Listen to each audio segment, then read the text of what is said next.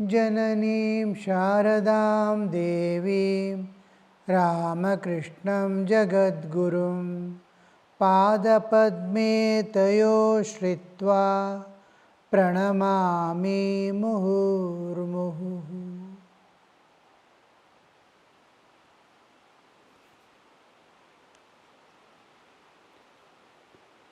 Sri Ramakrishna was telling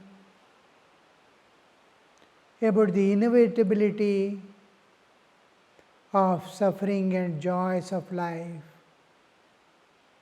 As per one's own karma, it continues endlessly.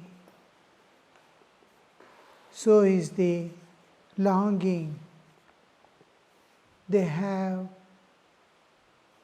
and this we see how beautifully brought out by Sri Ramakrishna, and how to utilize this. The most important part is, we know these things cannot be avoided. I can't avoid my joys or sufferings of life. If I don't want joy also, joy will come. If I don't want suffering also, suffering will come. Because they are already what I have done, its reaction to the actions I have done. But instead of making it a part of our life, and weeping and laughing, you can utilize it. You can utilize it to develop wisdom. You can utilize it to transcend the nature. You can utilize it in a good way to enter the spiritual world, a world of spirit, a world of eternal bliss. You can enter if you properly utilize it. This is what Sri Ramakrishna expects, and how not to see smallest suffering or insult comes, we immediately try to go away from divine God. So many sadhakas I myself see, they come and ask, I did so much of japa, dhyana and all that, why this calamity in my life? Why this suffering in my life? I have not done anything harm to anybody. This question constantly is raised even by those who are spiritual aspirants seeking God. We wonder how suddenly they drop all the things and start moving in the old style just because they faced. But Sri Ramakrishna says, no, go ahead. These things, utilize this, utilize this. Yes, sir. The arrow that has already left the bow is beyond our control. Master. However much a bhakta may experience physical joy and sorrow, he always has the knowledge and treasure of divine love. Two things, jnana and bhakti. The wisdom, the knowledge and the treasure of love. This he is suffering intensely, but the faith in God and dedication doesn't decline. This treasure never leaves him. If he is a true devotee, he doesn't mind joys and suffering coming and going, but his whole attention is, I should not leave God, I should not lose my faith, I should not lose my devotion to my ideal. These are all transient things that come and go. Let me be holding on to his feet all the more. They intensify the grip on God. Take the Pandava brothers for instance. Sri Ramakrishna is telling. Though they suffered so many calamities, they did not lose their God consciousness even once. Though they suffered so many calamities, they did not lose their God consciousness even once. How you see God consciousness, that means they are fully feeling the presence of the divine with them. They are passing through great calamities, great difficulties, dangers they are facing, but it's all a part of life. But the thing is, the heart is set on God. The innermost core is given to God, that it shall never part from God, whatever comes in life. Where can you find men like them, endowed with so much of knowledge and devotion, to be devoted under all circumstances, to maintain the wisdom that all these are transitory, all these are passing show. We have finished our childhood days, our school days, our college days. We have seen how they pass and no more remains, nothing more remains. So this is what Sri Ramakrishna is telling.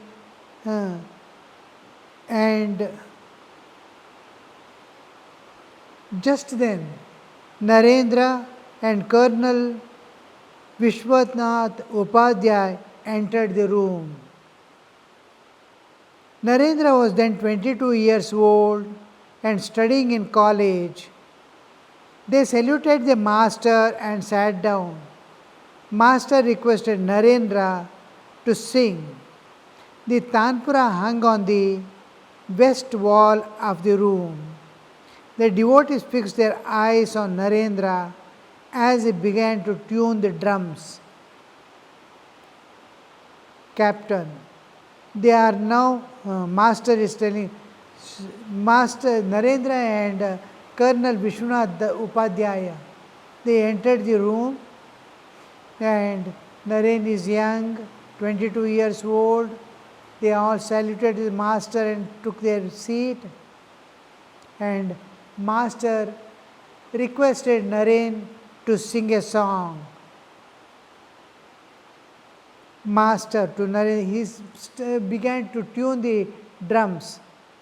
Master to Narendra, the drums do not sound as well as before. Captain, they are now full, therefore they are quiet. Like a vessel filled with water, or they are like holy man who remains silent when his heart is full of God consciousness. How beautifully they are linking with the spiritual things you see. Narendra is tuning, and Thakur is telling him that, like farmer, how the tabla, drums used to sound, it is not sounding now. And for that, the captain is making a pun over the things. And they talked.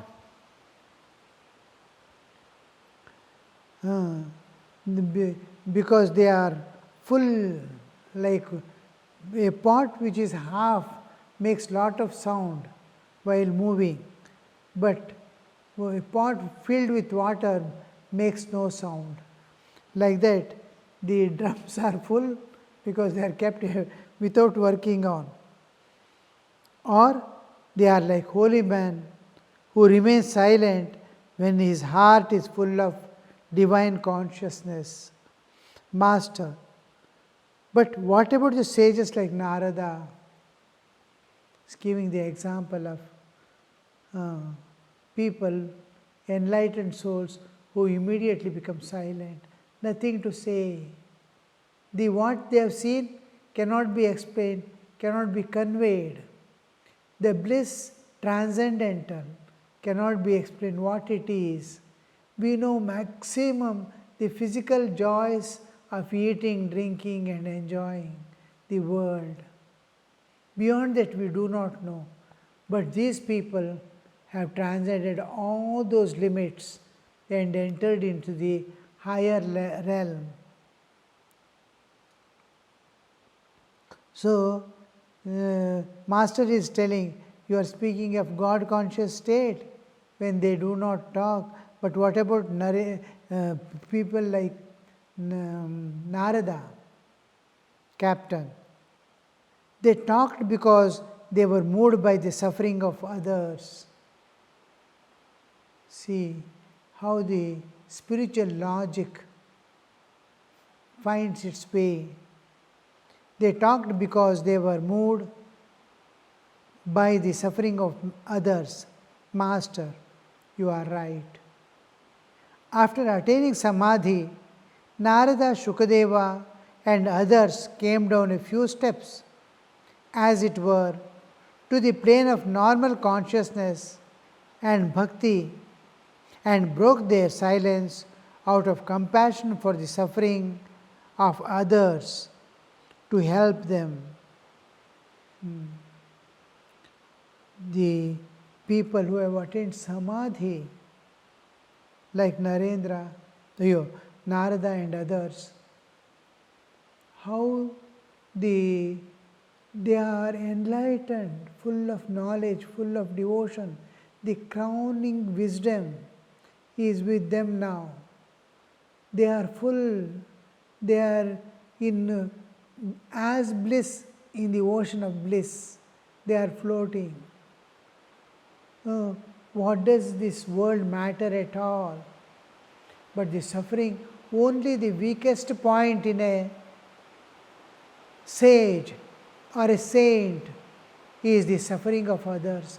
He is not bothered about anything of this world, good or bad, right or wrong, his own pains and sufferings, insults on him, whatever. He doesn't take into his mind at all.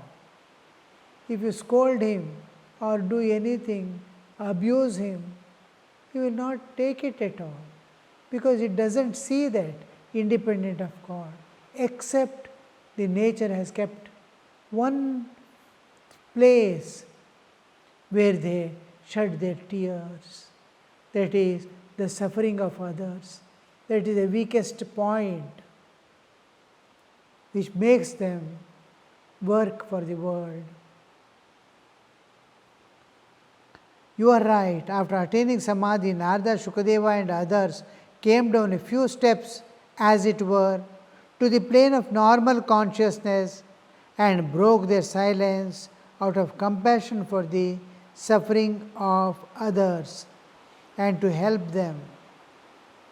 Narendra began to sing, "Oh, when will dawn for me the day of blessedness, when He who is all good, all beauty, and all truth will light the innermost shrine of my heart?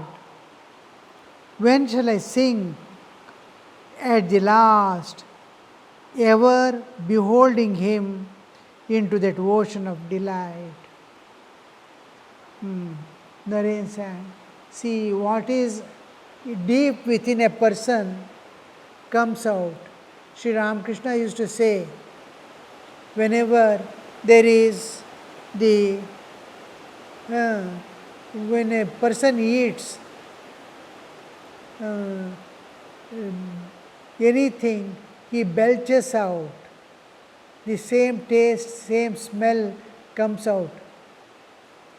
So, this is like that. What is deep within is going to emerge. And Naren is singing a song, "When shall the day shall open for me?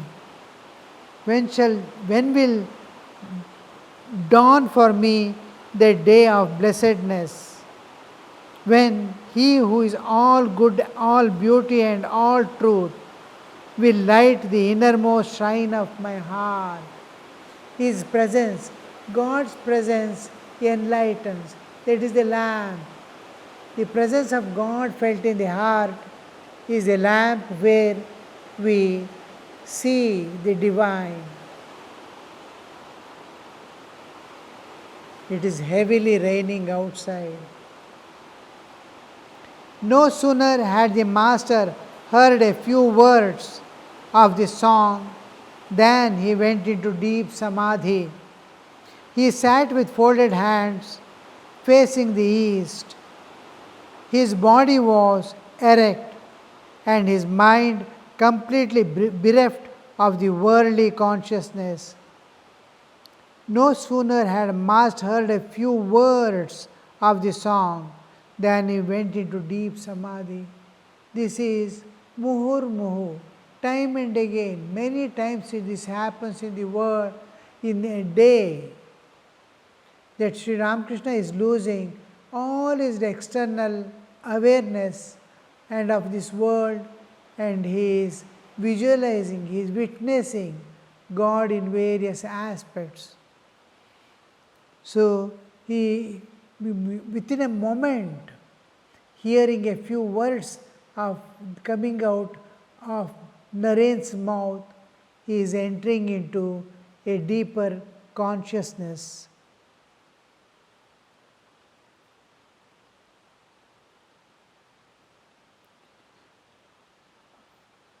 His body was erect and his mind completely bereft of worldly consciousness. External consciousness has completely disappeared. His breath had almost stopped. With unwinking eyes, he sat motionless as a picture on the canvas. His mind had dived deep into the ocean of God's beauty. This is what M is witnessing and writing down simultaneously. Narendra left the room and went to the east veranda, where Hazra was seated on a blanket with a rosary in the hand. They fell to talking. Other devotees arrived. Now Hazra is sitting outside. He is a person who speaks more of Advaitic Vedanta, where one exists and all this is, whatever is presently visible to us is considered as Maya, a delusion, a illusion. So he belongs to that. But experience wise or wisdom wise, it has not shown any proper expression. Narendra left the room and went to the east veranda, where Hazra was seated on a blanket with a rosary in his hand. They fell to talking. Other devotees arrived. The master came down from Samadhi and looked around. He could not find Narendra. The Tanpura was lying on the floor. He noticed that the earnest eyes of the devotees were riveted on him. Master, referring to Narendra,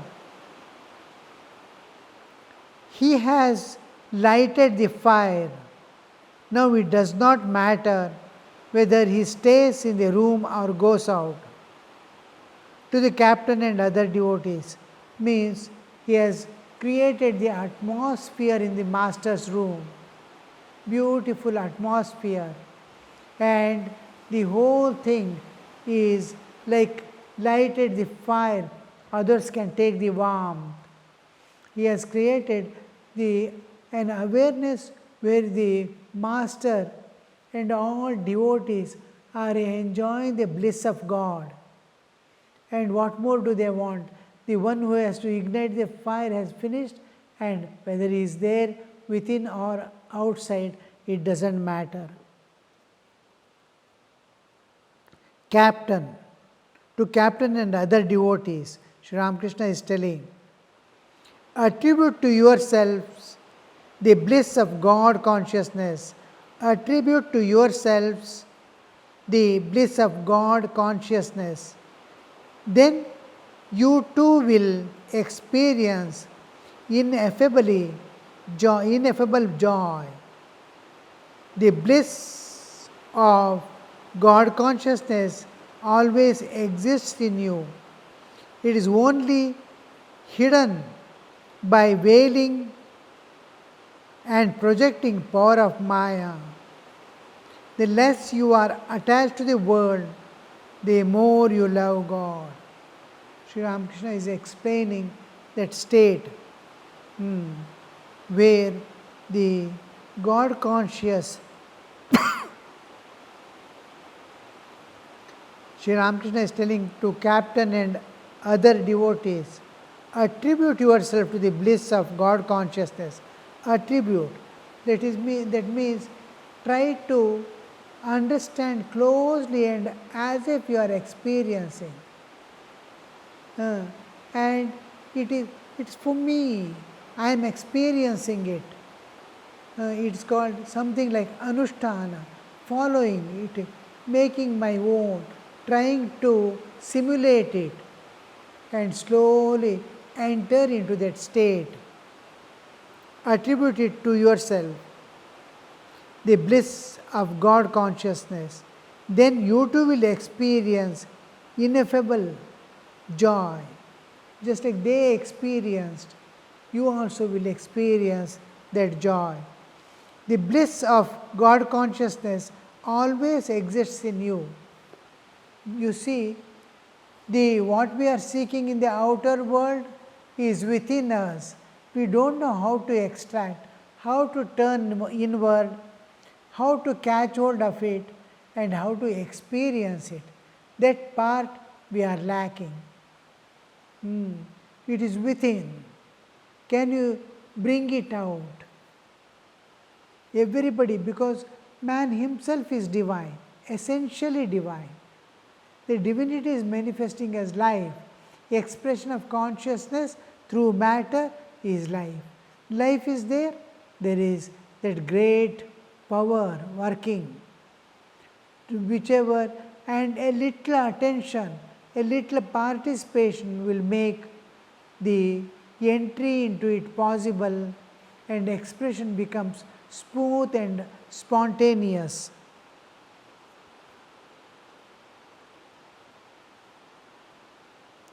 The bliss of God consciousness always exists in you, for all of us. It is only hidden by the veiling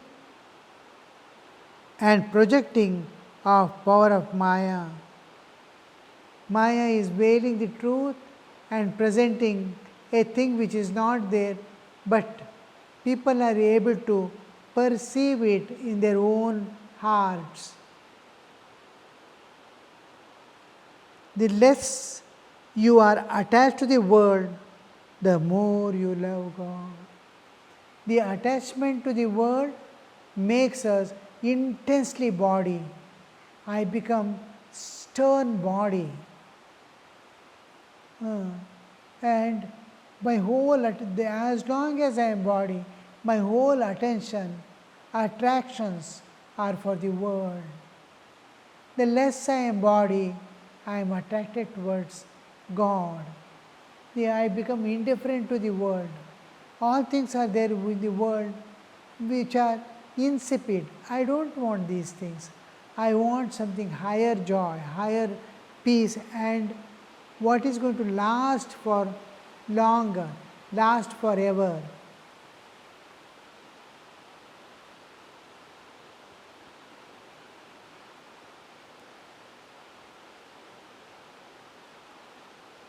Attribute to yourself the bliss of consciousness, then you will experience ineffable joy. The bliss of God consciousness always exists in you. It is only hidden by veiling and projecting power of Maya. Maya has two powers. One is Avarana Shakti, one is Vikshepa Shakti. Delusion. I am deluded. Delusion is taking one for the other. unreal for real, real for unreal. These mistakes that we do.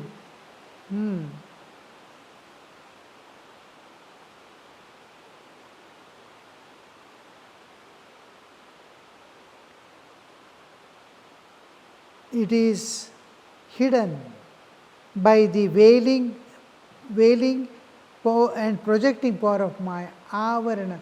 The truth is concealed in its place, something is visible. In Mandhandakara, where there is lack of light, darkness is more, a rope is fallen, we can simply see it, dull vision. I am not clear. Clearly, if a rajju or rope is seen, we never mistake it for the snake. But when it is mandhandakara, light is less and darkness has already entered. Then we see rope as snake. Now, rope is covered and snake is projected in its absence. There is no rope at all. Yet the rope is covered and it is not visible, and snake is visible. Which is not there is projected. What is there is concealed. This is the power of Maya. We see Rajju as Sarpa, the rope as the snake. These two are the powers, Avarana Shakti, covering, and Vikshepa Shakti, which is projecting, which is not there.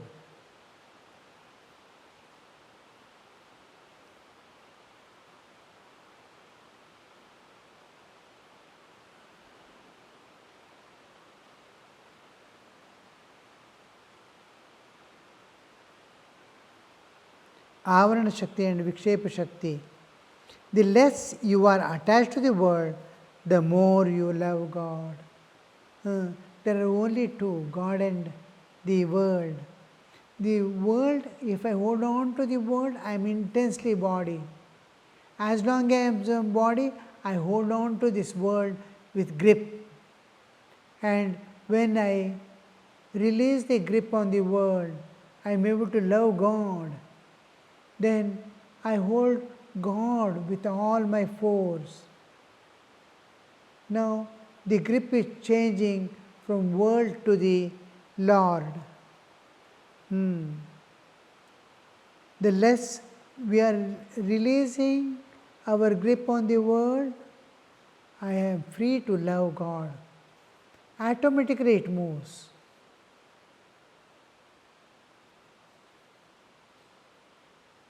The less you are attached to the world, the more you love God. Captain. The farther you